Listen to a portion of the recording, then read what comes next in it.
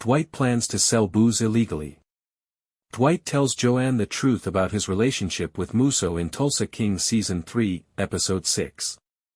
When Joanne inevitably asks him why he is caving into the feds, Dwight responds that he and his team are at a point where they stand to lose a great deal. Furthermore, the dread of failing or experiencing a setback becomes more intimidating as you achieve achievement. Muso is taking advantage of Dwight's desire to become one of America's most powerful criminals because he is aware of this. Speaking of obstacles to Dwight's ascent, Leery's body was discovered in Montague Distilleries' bourbon storage facility. And Mitch informs Bigfoot and Cleo that the police could accept the story they're trying to peddle, which is that Leery perished in an accident at work while performing a routine inspection in the dark.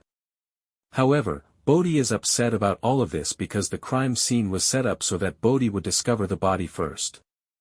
Seeing Leery in that state, his skull shattered like a watermelon, has prompted Bodhi's trauma to return since he still hasn't moved past Jimmy's death. He apologizes to Bodhi and tells him that it's all for a good reason as he laments this to Mitch.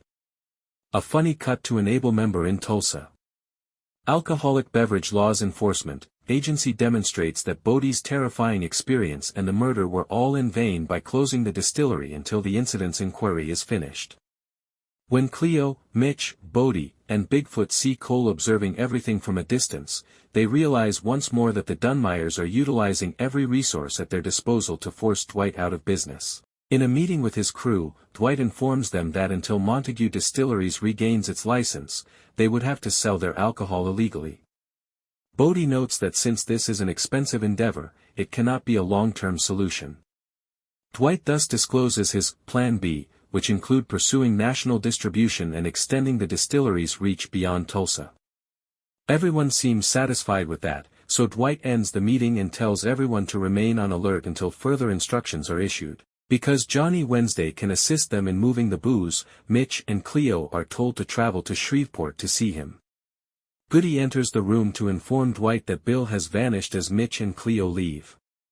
Goody wants to make sure that Dwight hasn't done anything serious, like killing Bill, as Dwight is the last person to see Bill in person. Considering that Dwight is actually unrelated to Bill's disappearance, he claims that their conversation ended there. Then he starts speculating about who could be at fault. Since Quiet Ray had called Bill to turn him against Dwight, something that Bill refused to do, Dwight believes Ray may be responsible for his abduction, even if he believes the Dunmeyers aren't behind this because they don't really have a reason to kidnap Bill. Why did Cole attacks Dwight and his crew? The two vehicles that will be used to deliver the illegal alcohol are being inspected by Grace, Mitch, Cleo, and Bodhi. After that, Mitch and Cleo go to Montague Distilleries to obtain the alcohol. In order to enter the storage container, they zap a few police officers who had been stationed there, rendering the distillery unusable. After securing the parcels, Mitch and Cleo take one of the vehicles and drive to Shreveport, while Bodhi and Grace take the other vehicle and go to St. Louis. It appears that Sackrider has not heard about this occurrence, and Dwight's car allows them to always know where he is. For Jeremiah, however, that is insufficient. In order to win his father's approval, he urges Cole to put Dwight to death and gives Sackrider the order to see that Montague Distilleries is permanently closed. As soon as Dwight stops on his way to Arkansas, Cole doesn't waste any more time assembling a group to pursue and murder him. One of Bill's goons, Art, calls Bodhi and asks whether he knows where Bill is. Naturally, Bodhi has no knowledge of this specific problem. Nevertheless, a brief sequence showing Bill in the federal jail that Muso allegedly runs establishes that he is the one who got Bill detained. But that's all. We don't receive a convincing justification for Muso's extreme choice. I guess it's because Bill was on the verge of discovering that Dwight is employed by the federal government. He had his men follow Dwight in secret, and they nearly caught him when he met Deacon. Bill might have killed Dwight if he had become overly impulsive, which would have destroyed Muso's entire scheme to exact revenge on Deacon. I believe that's the reason Muso thought it was preferable to exclude Bill. It won't be difficult to defend Bill's arrest because he has a long history of offenses. Additionally, if he can make Bill work for the feds as well, Muso will benefit twice.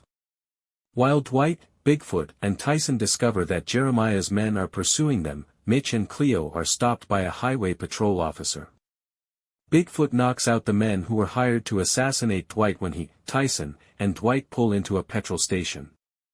From a distance, Cole observes this and feels let down by his troops. The highway patrol officer who pulled Mitch and Cleo over freely acknowledges that Cole sent him to harass them. Thus, Mitch and Cleo defeat the officer and flee while he is preoccupied with inspecting the cargo the couple is transporting. When they get at Johnny Wednesday's house, he proves to be a man of few words. His men unload the liquor, he gives Mitch and Cleo the money, and he reassures them that their goods is in good hands. The only unit that hasn't encountered any problems thus far is the one that consists of Grace and Bodhi, and even that is annoying Grace because, according to Art's call on Bill's absence, there is trouble brewing somewhere. Bodhi informs Grace that although they